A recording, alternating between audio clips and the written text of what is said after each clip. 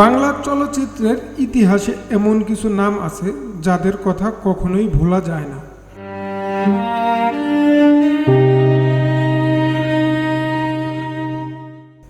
আর সেই নামগুলোর মধ্যে সবচেয়ে উজ্জ্বল একটি নাম সালমান শাহ।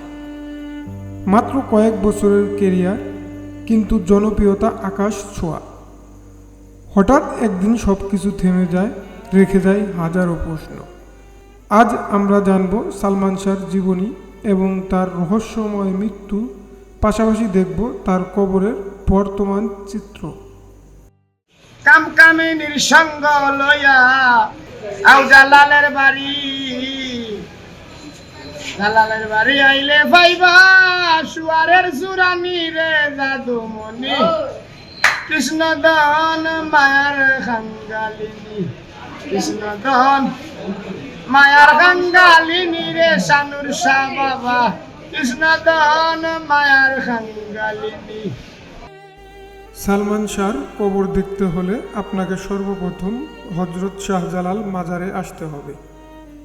এটি হচ্ছে শাহজালাল মাজারের গেট। এখান দিয়ে প্রবেশ করতে হবে এবং প্রবেশ করার পর হাতের বাম পাশে অসংখ্য মানুষজন প্রার্থনা করছে, সে বিষয়টি আপনি দেখতে পাবেন।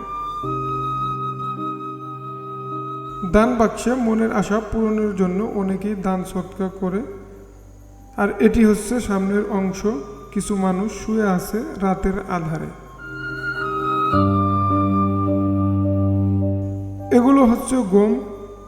আপনারা ইতিমধ্যে জেনে থাকবেন যে শাহজালাল মাজারে অনেক কবুতর থাকে, আর এই কবুতরের খাবার হিসেবে গম দেওয়া হয়। এখানে কিছু মোমবাতি জ্বালানো হয়েছে এবং পাশেই রয়েছে বড় বড় আকারের দুইটি ডেক।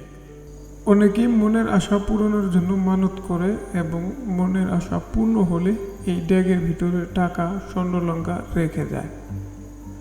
যেমন আমরা এখন দেখতে পাচ্ছি একটি আন্টি তার বাচ্চাকে নিয়ে আসছে এবং সে ড্যাগের মাঝে কিছু অর্থ রাখছে, অর্থাৎ সে মানত করছিল, তার মানত পূরণের জন্য সে এখানে আসছে।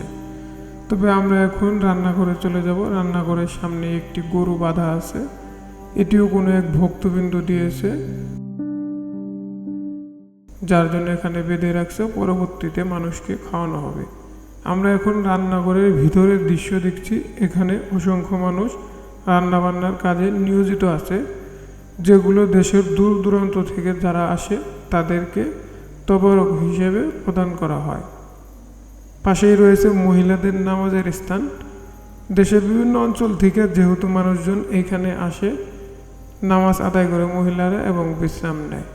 আর এখন যে আপনারা দেখছেন অসংখ্য কবুতর, এই শাহজালাল মাজারের জালালি কবুতর নিয়ে আমরা বই পুস্তকে পড়েছি এবং বিভিন্ন গানেও শুনে এসেছি। আজ নিজ চোখে দেখলাম এবং আপনাদেরকে দেখালাম। আমরা এখন চলে যাব পুকুর পাড়ে। এটি হচ্ছে পুকুরের ঘাটলা। এখানে বিভিন্ন বয়সের, অর্থাৎ অনেক পুরনো গজার মাছ আছে। যেহেতু আমরা রাত করে আসছি, তার জন্য আমরা মাছ দেখতে পাইনি এবং কি আপনাদেরকেও দেখাতে পারলাম না, তার জন্য আন্তরিকভাবে দুঃখিত।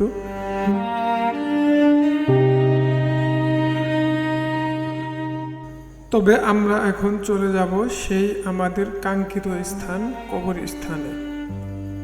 আমাদের স্বপ্নের নায়ক সালমান শাহর কবর কি অবস্থায় আছে বর্তমানে, সেটি আমরা দেখব এবং আপনাদেরকে দেখাবো। আমরা কিন্তু ইতিমধ্যে কবরস্থানে প্রবেশ করেছি।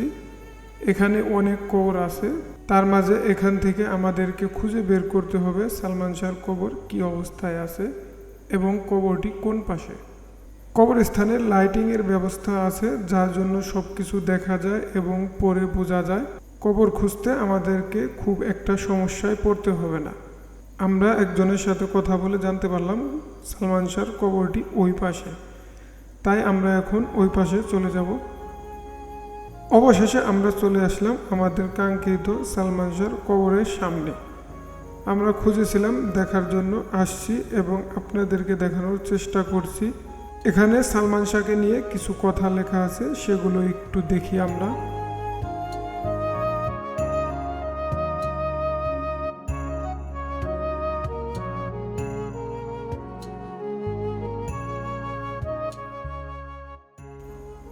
কবরের উপরে বেশ কিছু গাছ লাগানো আছে।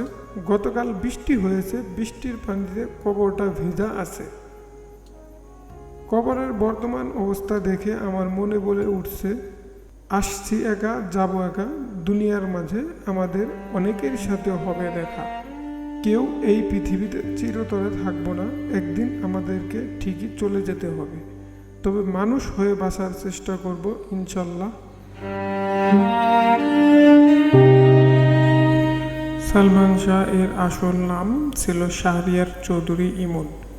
তিনি জন্মগ্রহণ করেন 1971 সালের 19 সেপ্টেম্বর সিলেটে।